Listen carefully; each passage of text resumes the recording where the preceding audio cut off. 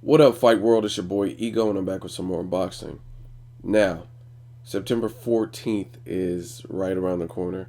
I've prolonged this as long as I possibly could, and I figure it's time to make my official prediction for Lucas the Machine Matthysse versus Danny Swift Garcia. Now, this is perhaps one of the toughest predictions I've had to make this year, and that's for a variety of reasons, which I'll go into in this video. This is a really good fight. I really see this fight as being 50-50. A lot of people are counting Danny Swift Garcia out. I have seen some people support Danny Swift Garcia, but by and large, I've seen more people who are more impressed with Lucas Matthysse and his performances, and they're writing Danny Garcia off as if he has no chance. Me, I'm a bit more realistic. Lucas Matthysse has every chance in the world to win this fight, and he might win this fight. However, I look at it from both sides. There's two sides to every story. They say three sides to every story. I look at it from both sides of the coin. Danny Garcia is the champion. He does have a lot of tools in his toolkit which could get him the victory. And I want to break down some of those and give my overall pick and prediction in this video. Let's start with Lucas Matthysse. Lucas Matthysse is aptly named the Machine. The guy, he hits like a ton of bricks. He hits like a mule. He has this kind of machine-like demeanor, like almost like the Terminator. He looks emotionless. He doesn't really have much expression on his face. Obviously he doesn't speak English, but he just looks like he has bad intentions all the way around. He doesn't really smile. He doesn't really, I don't know. I just see him looking really robotic and really focused, which is good for his cause. Lucas Matthysse is very destructive. It's undeniable that he has power. This will be his third fight this year, so he's highly active, and he's made short work of the two people he faced this year. Mike Dallas Jr., which was a last-minute replacement for Hank Lundy due to managerial issues on Lundy's behalf. He knocked him out in one round. I knew that wasn't going to last. But the Lamont Peterson is by far more impressive, the victory over Lamont Peterson, because we've seen Peterson down and we've seen Peterson get back up and give his opponent a tough time. In the Amir Khan fight, in the Victor Ortiz fight, Peterson got knocked down early and he went on to make it a tough fight, winning one of those fights, and that was against Amir Khan. The Victor Ortiz ended in a draw. So to see Lucas Matthysse get Peterson out of there completely in the third round is very impressive. I thought Lamont Peterson would have a better showing and using his boxing, and I think Lamont Peterson also has an underrated defense. He's pretty slick, and a lot of people don't give him credit for that. So I thought it would be a closer fight. I did have Lucas Matthysse winning, but I thought it'd be a little bit closer than a third round TKO. So that's very impressive. Lucas Matthysse is kind of like the Eliminator. He gets the fights up until this point. He was getting the fights that nobody really wanted to take for one reason or another. They weren't big enough paid checks, and they were dangerous opponents or risky opponents who had skill or experience or whatever the case was. Another example would be his fight with the Jose. That was a avoided fighter at 140, and no one really wanted to take that fight. I believe he was Danny Garcia's mandatory, and Danny Garcia obviously never fought him and went on to bigger paydays by not fighting him. He also fought Humberto Soto, who is a veteran who had never been stopped completely, and he has tons of experience in the ring. So that was another competitive fight Lucas Matthysse had. So he earned his stripes the hard way, in my opinion, Lucas Matthysse, and now he's at this point where he's on the biggest platform, the Super Bowl of boxing, September 14th, Mayweather-Canelo undercard, and he's ready to go. He's anxious. He has momentum. And then you have Danny Garcia. Danny Garcia has been the epitome of the underdog. He's been the Philly fighter that no one expected to win. Now, there's a lot of underdogs in boxing. However, not often is there an underdog who continually has the Rocky moment. And it's funny because Danny Garcia is from Philly, and so is Rocky, based on the movie. Like Josecito Lopez, another underdog. He wasn't expected to beat Victor Ortiz. Yet he did in a shocking fashion because Victor Ortiz got his jaw broken in that fight. So he was the underdog. Then his very next fight, he went on to fight Canelo, and then that was the end of his underdog reign. He wasn't able to pull the upset against Canelo, and then he fought Marcos Maidana, pretty much going in as an underdog, and he was stopped by Marcos Maidana. So his underdog reign or string, he's 1 for 3. Out of the 3 underdog fights, he won 1 of them. Now with Danny Garcia, it's a little bit different. He's won a couple fights back to back that he was not expected to win.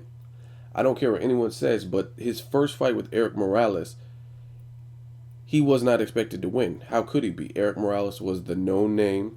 Erik Morales was the champion who had got the belt off of Pablo Cesar Cano, and Morales he's a legend. I mean, he has legendary fights with Marco Antonio Barrera. He went out against Pacquiao 3 times, losing 2 of them, winning 1 of them.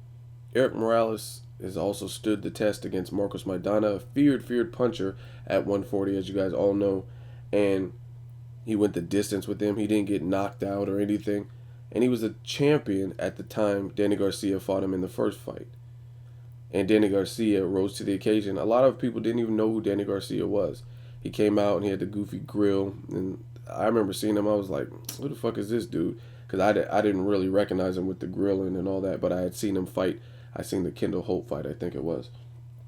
And he pulled the upset. Erik Morales had a rematch clause, which is the only reason that they had a rematch, and he did what he had to do, and he knocked Morales out. Even if you don't give him credit for that, I do, and here's why. Erik Morales, he's older, he's flabby and sick, but at the same time, he has something that doesn't really go away. That's experience, and he does have power. He has had power to stop people before, and he's right around the same age as Floyd Mayweather. It's just they have completely different fighting styles, and Erik Morales shows his age more than Mayweather has based on the way they fight. But Morales has experience. Again, anybody that's been in the ring with Pacquiao 3 times, that's experience just in that. And that's not the only significant fight Morales has had. I've listed a couple other in this video. So people act like Morales was just supposed to get knocked out. Another reason I give Danny Garcia credit for actually stopping Morales is because other fighters didn't do that. Other fighters with power. Pablo Cesar Cano did not stop Morales. He, in fact, lost. And then Marcos Maidana, another power puncher who is one of the most feared punchers, didn't stop Erik Morales. So how can you not give Danny Garcia credit for putting it all together and stopping Morales, a legend in the sport of boxing, a living legend? In addition to that, Morales and Garcia, the second fight, didn't even need to take place because because Morales wasn't even passing the test because he had the PED in his system or whatever. He said it was contaminated meat, but the fight really didn't even need to take place because he didn't test clean or he tested positive, and Garcia still fought him. So I mean, you got to give the man credit for that. Aside from that, Danny Garcia was an underdog in the Amir Khan fight. Amir Khan is much rangier. He had much more experience at that championship level, being in there with the Zab Judas and the Marcos Maidanas, bigger names, the Barreras, and the Paulie Malignaggi's. I mean, Amir Khan's resume is very solid for his young age, and he has tons, like more speed. Stylistically, that's a bad matchup for Danny Garcia based on Amir Khan's blistering hand speed and his reach and body frame. And this was before, keep in mind, before Amir Khan before fans were reminded that Amir Khan has a shaky chin because he hadn't been knocked out or troubled this much since probably the Marcos Maidana fight, but he went on to win that fight. He didn't get stopped by Marcos Maidana. So you got to give Khan credit for that. And you got to give Danny Garcia credit for beating Amir Khan. Whether he had the shaky chin or not, he hadn't been stopped in quite some time. He was wobbled and hurt in the Marcos Maidana fight, yes, but Marcos Maidana did not have enough skill, or he did not have enough in the tank, or he couldn't put it together to end it all for Amir Khan like Danny Garcia did. So you got to give Danny Garcia credit for that win. And then Danny Garcia against Zab Judah, you could call Zab Judah a bum, washed up, whatever you want to call. But they say in boxing, the last thing to go is your power. And Zab Judah has power. In addition, Zab Judah is also a southpaw. Anytime an orthodox fighter fights a southpaw, it could be complicated depending on who the fighter is and if you don't have the right intelligence. If you don't have the right intelligence and you fight a fighter with power in both hands, you may end up losing that fight. And that's really what it is. Zab Judah, whether he's won or lost his biggest fights, he still has power. He's still a southpaw. He's still very slick. He still has boxing ability. He has the ability to beat competition. I mean, he showed that in the Paris fight.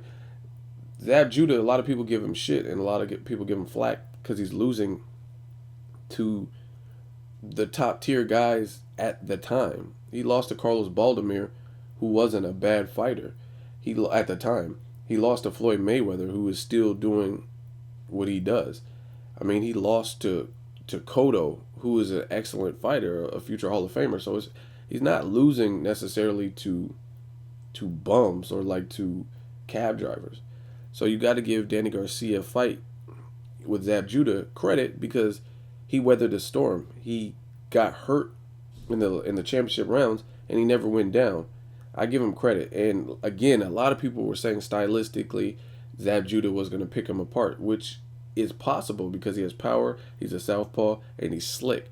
And that's a bad matchup based on the way Danny Garcia fights, like wide looping punches. He's very slow, more plodding than like a Timothy Bradley or someone with incredible footwork or whatnot.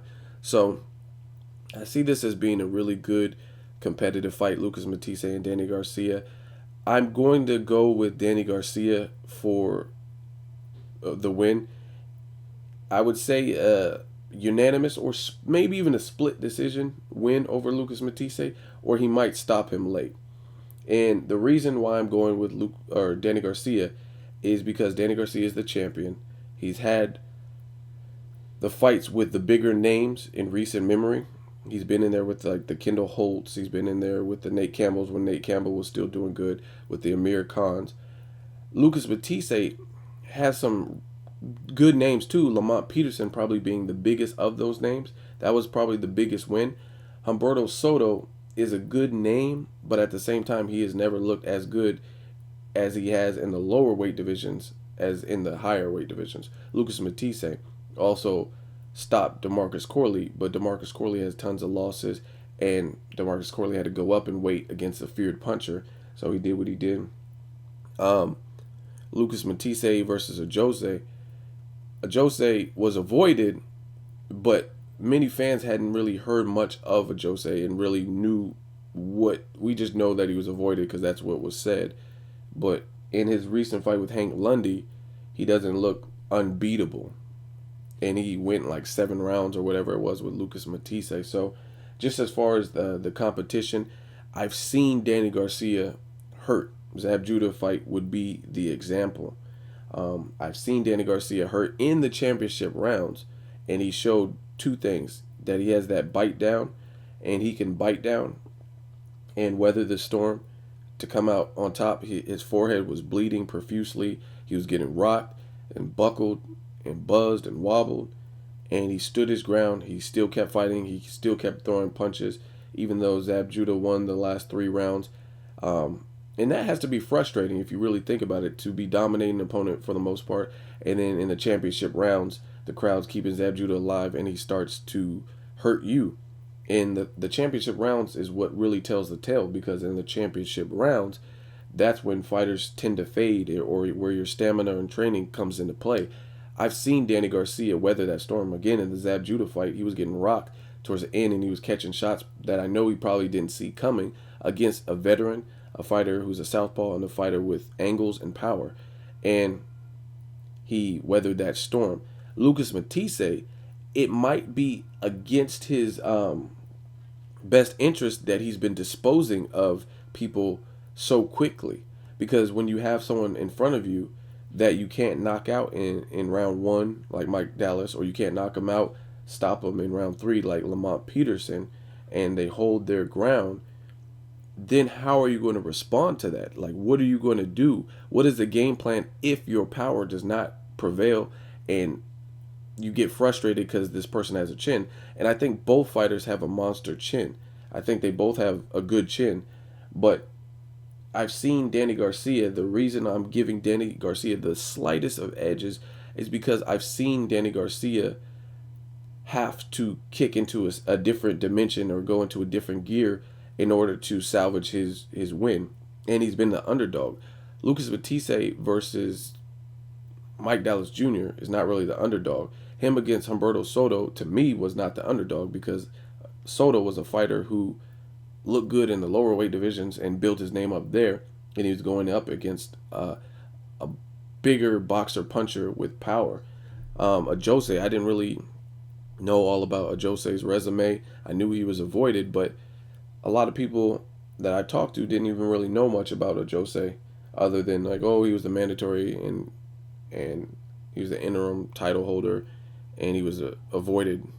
That's really to the extent of what they knew. So a Jose doesn't look like a world beater, and that showed in the Hank Lundy fight. So I give Danny Garcia the slight edge because I've seen him have to adapt more than I've seen Lucas Matthysse. Lucas Matthysse was kind of in there against people who he was supposed to beat, barring, I would say, Lamont Peterson. It was up in the air, and a lot of people were on the fence, and he showed up. Lucas Matthysse could absolutely win this fight. Whoever wins, I don't really care. I'm just giving you my opinion as to why I would place Danny Garcia a little bit higher. And that's the big reason, like probably the biggest reason, is because I've seen Danny Garcia in deep water and how he responded versus Lucas Matthysse. I don't really know how he's going to respond if a guy can withstand his punches. If you look at his two losses against Devin Alexander, Zab Judah, those were probably his worst performances. He didn't look horrible. He knocked both of those fighters down. A lot of people said he won. I think he definitely beat Devin Alexander. The Zab Judah loss was questionable. But the way he responds to a fighter he can't overwhelm was a little bit different. Keep in mind, Devin Alexander, Zab Judah, they're slicker fighters. They provide more movement, which could be a problem for Danny Garcia because he's not really a slick fighter. But I do think Danny Garcia is very intelligent. He knows how to move and when to move, and he makes subtle adjustments, which could be the deciding factor for him. And I think Danny Garcia is very underrated in the timing and ring generalship or ring intelligence, more or less, category. I think his timing is really good. So if Lucas Matthysse fights in the manner that he fought Lamont Peterson with like no respect, and he tries to bull rush him, I think he's going to get clipped. Again, another reason why I give Danny Garcia a very, very slight edge is because a lot of people are underestimating Danny Garcia's power. It's one thing to have just raw power. Like, let's say Lucas Matthysse has more power. That's fine because he looks very destructive in doing so. When he touches guys, they crumble. But it's another thing to have power plus accuracy.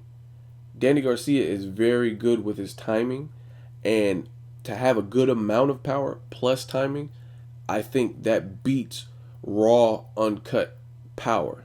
Like, you could be the most powerful guy in the world, but if someone has good power, not great power or excellent power, but they have better timing, I think that could be more impactful in the fight because Danny Garcia, I think that he does have that. I think he has power to stop guys, plus he has good timing. Not saying Lucas Matthysse has bad timing or anything. Realistically, this is not about Lucas Matthysse or Danny Garcia in terms of I like one or the other. I like both of them as a fighter. Danny Garcia, if anybody, was the person that I didn't initially like. When I first started seeing Danny Garcia, like I said, with the gold grill, and I was like, who's this clown? Like, I didn't really give him his just due. But every time I went against him, he proved me wrong. I was like rooting for Eric Morales, and then he proved me wrong. So I just learned to go against, or not go against what my eyes have told me, what history has taught me, and that kind of thing. So, like I said, Lucas Matthysse has every shot in the world. I think Lucas Matthysse is very, very underrated in terms of his boxing ability and his body attack. His body attack is vicious. Not only attacking the body, but attacking the body with the power he has. I mean, that has the power to knock the wind out of anybody. So Like I said, it's a 50-50 fight. I give Danny Garcia the slightest of edges because I think he's a better counter puncher, and I've seen him in deep waters and I've seen him respond. Where Lucas Matthysse, if he's bulldozing and plowing through his opponents, what is that teaching him? That's teaching him that I can overwhelm people, I win. Now, if he has someone who stands their ground, how is he going to respond? So I just feel a little bit more confident with Danny Garcia because I've seen him have to bite down.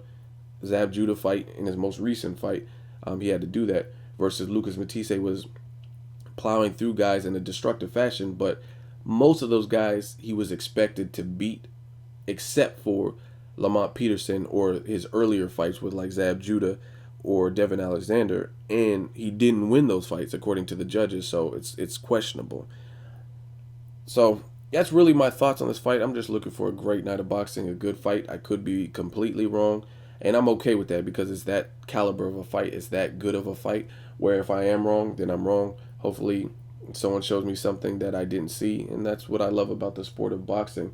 But again, I give Danny Garcia a slight edge, most likely a unanimous or split decision, possibly a late stoppage depending on how reckless Lucas Matthysse comes. But Lucas Matthysse is definitely a fair opponent, fair game, and he has a good shot to stop Danny Garcia or win this fight as well. I'm just giving based on the champion is Danny Garcia, plus of the reasons that I stated in this fight earlier. That's why I'm giving it to Danny Garcia. Another thing with Lucas Matthysse. So as far as Lucas Matthysse is concerned, I think he hasn't really had to bite down and be placed in those deep waters. So it's easy for you to judge a situation before you're put in there.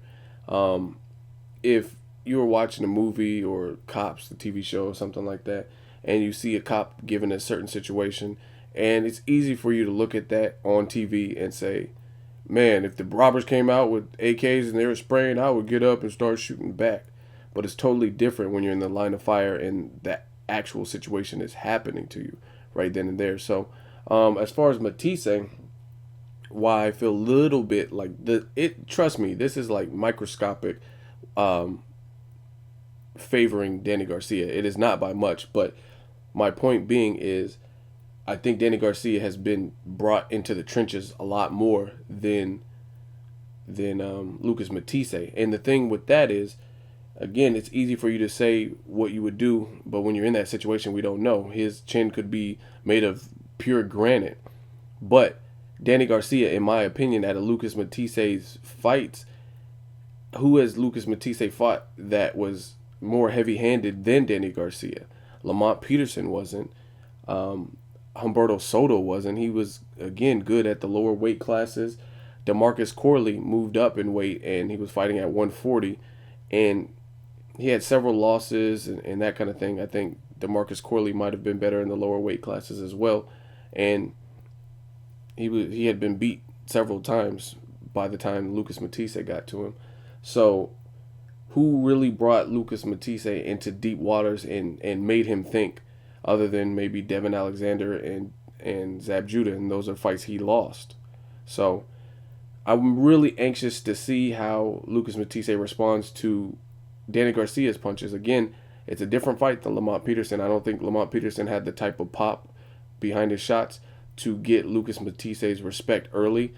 If you look at Lucas Matthysse, look at Lamont Peterson's record, most of his stoppages come in later rounds. He outworks, he has a high work rate, and he outgrinds his opponents, and he outhearts them, and then he'll stop them if he is going to stop them. He'll stop them generally in the later rounds, mid to late. And another thing that Danny Garcia does that a lot of people don't really bring up when they're talking about this particular fight is Danny Garcia actually, with his timing, in addition to his timing, he throws punches during or in the middle of his opponents throwing their punches. So guys like Amir Khan are busy unloading their shots, and in the middle of that, in the middle of their combinations, he's throwing accurate counter punches, which could bother Matthysse, especially if he gets hit with like a hook or something he doesn't see coming. A punch you don't see coming is a punch you don't see coming. So I think a lot of people aren't really giving Danny Garcia enough credit for some of the things he does well. Again, he's not the most smooth or suave fighter, but again, betting against him is not always wise either. So I think it's going to be a tough competitive fight. I just watched some of the Las Vegas showdown interviews leading up to the fight. Lucas Matthysse, he looks like a mean motherfucker. So I'm anxious to see. Like I said, there really is no loser with this fight, barring some bullshit. Props to both fighters for taking a tough challenge and proving who is the best at 140. And like I said, taking on the tough fight. It's a tough fight for both of them, as the way I see it. And again, I give Danny Garcia the slightest edge just because he is the champion. And I feel I've seen him in the trenches. I've seen opponents bring him in the trenches, and I've seen how he bit down and he responded to that. Versus Lucas Matthysse, who just steamrolls his opponents. And I don't think he's faced anyone with the punching power of Danny Garcia and the intelligence, just overall, both of those skills, the ring intelligence and overall punching power of a Danny Garcia. Danny Garcia doesn't always make it look pretty. He's not the type of basketball player who has the nicest shot, where the shot just looks pretty when they shoot it and they have the perfect trajectory and it just looks smooth. But he gets the job done. He finds a way to win. He finds a way to score. And I'm using basketball as an analogy for you dumb motherfuckers. But again, it doesn't always look sweet and gift wrapped and like a bow and the ribbon, but he finds a way to get it done and get his point across. So Danny Garcia with like a microscopic advantage in this fight, and I'm picking him by late stoppage or a decision, and it could be even a split decision. That's how unsure I am of my prediction. Like I said, you guys can talk your shit. If Lucas Matthysse gets in there and smashes him and knocks his head off, don't be like, oh, ego, you said. No, I didn't say shit. I'm picking who I picked. I gave my reasons, and I don't care who wins. I like both fighters. I'll continue to like both fighters, and that's really what it is. Like I said, there is no losers in this fight, but if Lucas Matthysse destroys him, it is what it is. I wouldn't be surprised either.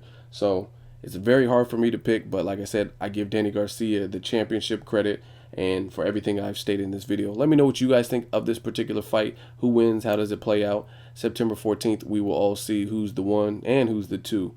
So leave a comment. Let me know what you think. As always, hate, comment, or subscribe. Till next video, it's Ego signing off.